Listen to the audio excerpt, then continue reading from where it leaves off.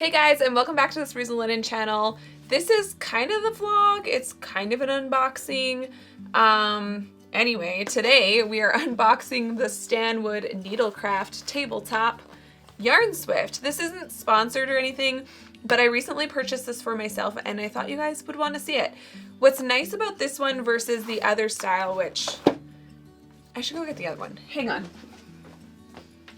Okay. So first things first, let's talk about my old Yarn Swift. There's so many different kinds of these out there.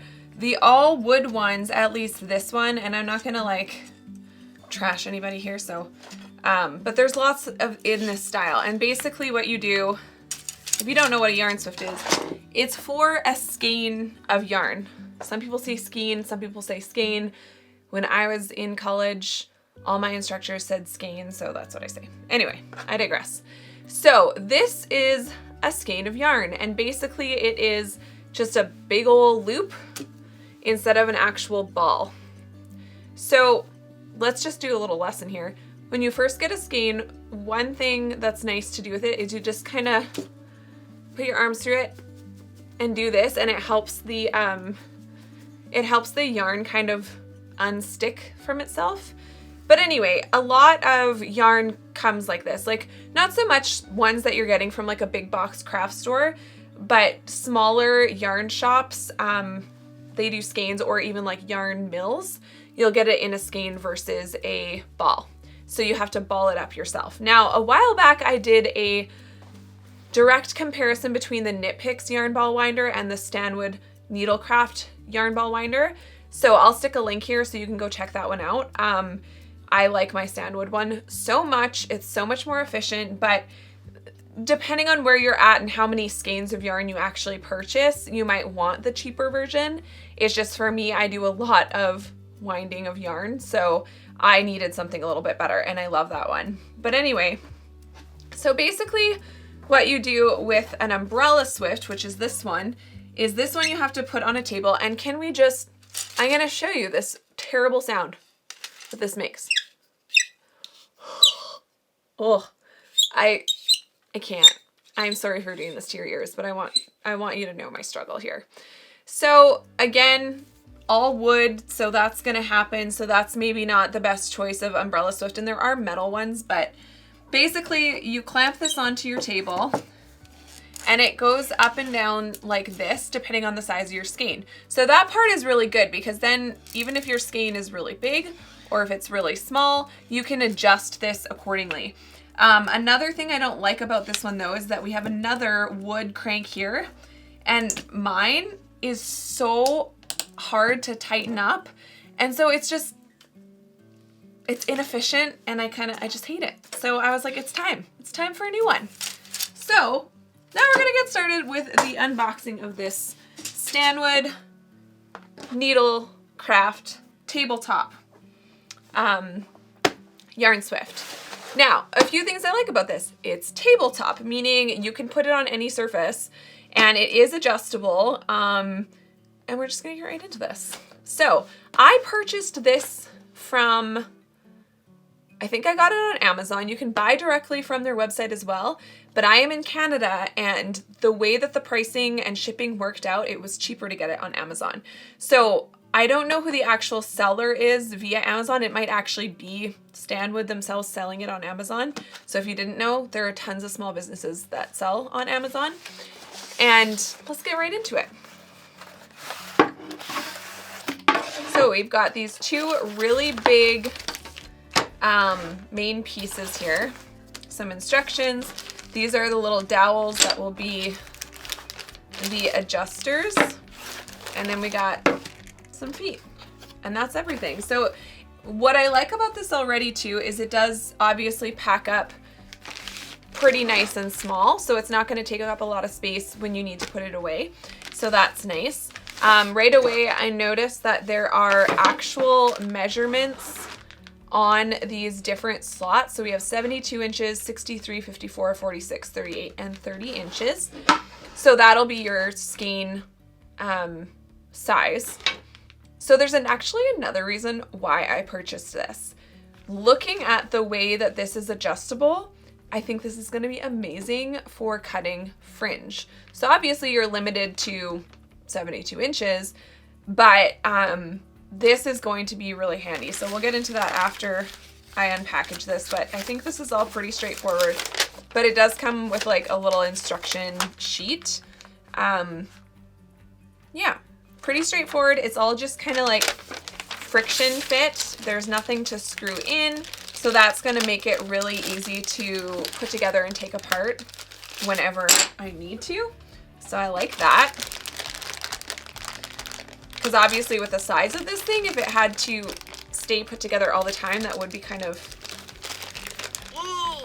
you know, take up a lot of space. Oh my gosh. I should have brought scissors. Scissors that can cut plastic. I only have yarn scissors. All right. So there are little foamies on the bottom, so you're not going to scratch up your table. So I like that they've already done that for me.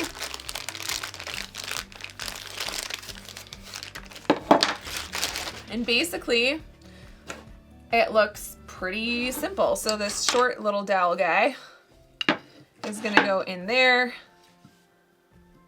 and this is going to go on top. And then we have this piece and this piece. If I could get it on there. All right. Okay, so it's pretty wobbly. I don't love that. It's a little bit wobbly. You know, whenever I get these friction fit things, I'm like, why couldn't they just make it a little tighter? Anyway, let's keep going.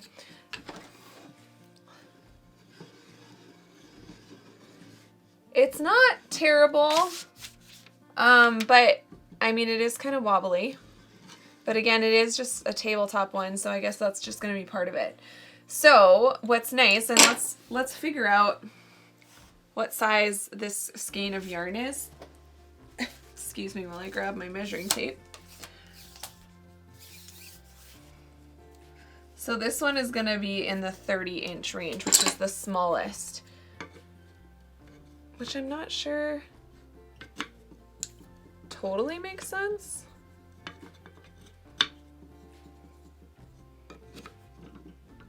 This is truly an unboxing. I haven't tried this out yet, so I really didn't know it was going to be so wobbly. Okay, so how does this work?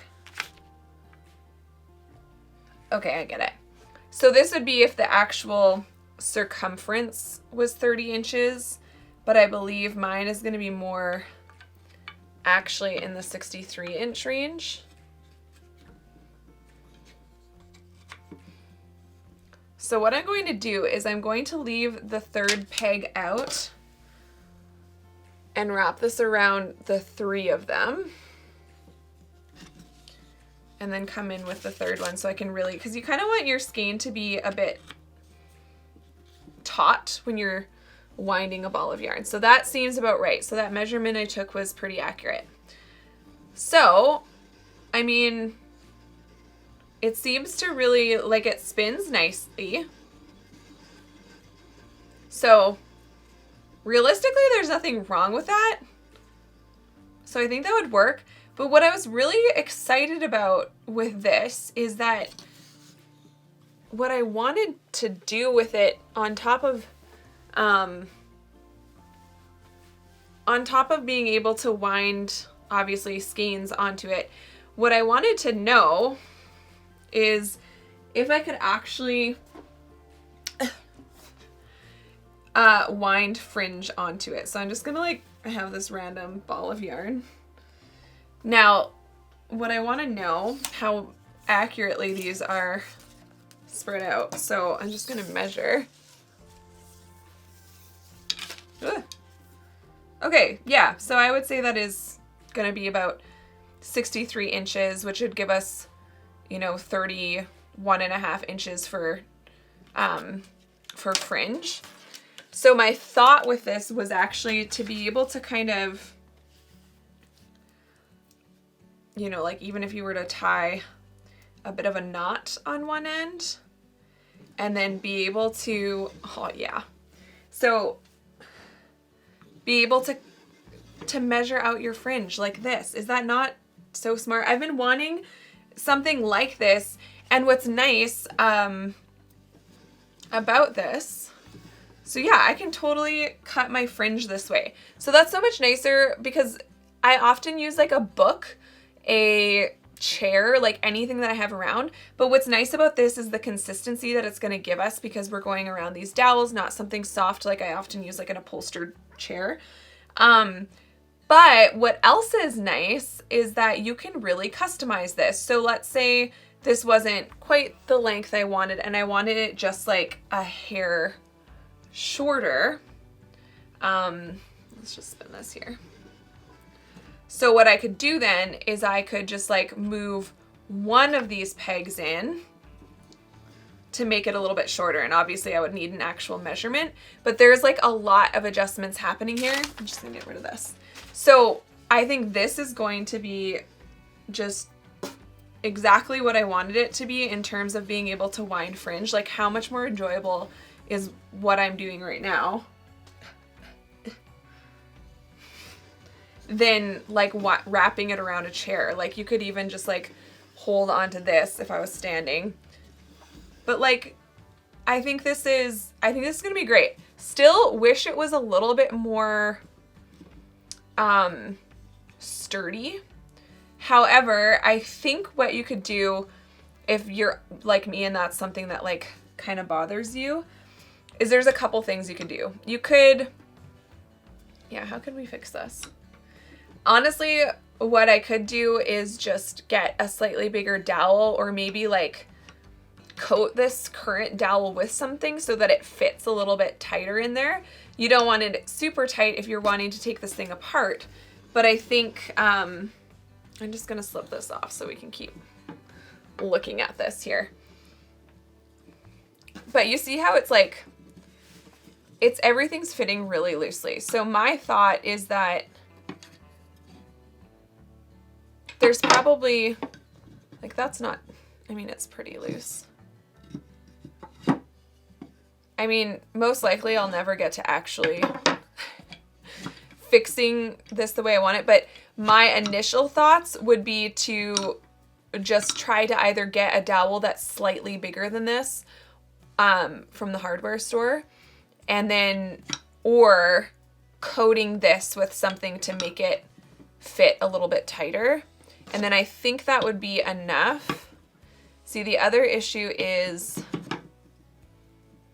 this, like that's, but again, you could potentially coat that opening and just like make everything a little bit tighter, but it's functional. It's very functional as it is. It's just one of those things where I'm just like, oh, like I wish it was tighter. But anyway, I think this is going to be exactly what I wanted. Other than that, which I think is manageable, and again, is me being picky because I just want everything to work perfectly. But this is going to come in so handy, like, because you can see how many just like adjustments you have. And like, I'm gonna just bring out this measuring tape one more time. Like, what size does that scenario give us? So that gives me, you know, a 47.5-inch fringe. So, which I think, yeah, there's already a 46, but there's a lot, the point is there's a lot of different adjustments, like from really small, which was gonna be our, see, that's what I don't like. It's almost like there needs to be a bolt here just to hold this down a little bit tighter, but you don't want it too tight or it's not gonna spin.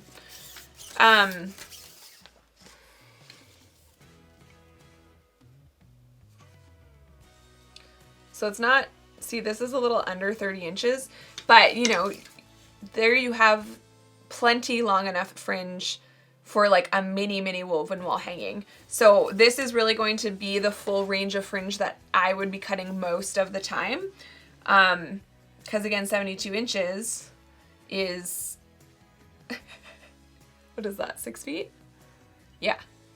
So you can cut up to 6 foot long fringe, which folded over half for your fringe would be 3 feet. So that's like quite a huge range. So this is going to be really, really, really handy because I get so tired of like wrapping my fringe around. So anyway, I'm going to double check what this cost me so I can tell you.